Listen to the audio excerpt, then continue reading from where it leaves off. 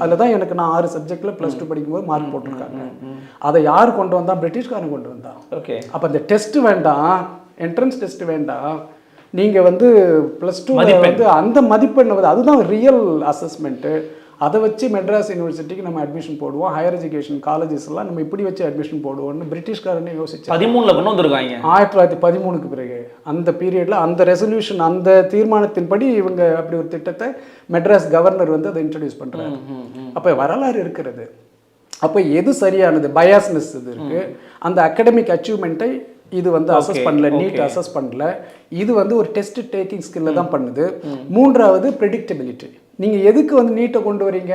தரமான மாணவனை நான் எடை போட்டு அவனை இங்கே மருத்துவ கல்விக்கு கொண்டு வரணும் தானே கொண்டு வரீங்க. தகுதியான மாணவர்களை நாங்கள் கண்டெடுக்கிறோம். அது நீங்கள் கொண்டு வந்துட்டீங்களா அப்படின்னு என்னுடைய நம்ம இந்த நீட் ரிப்போர்ட் வந்து ஆய்வு செய்தது. அதில் இருக்குது, படித்து பாருங்கள்.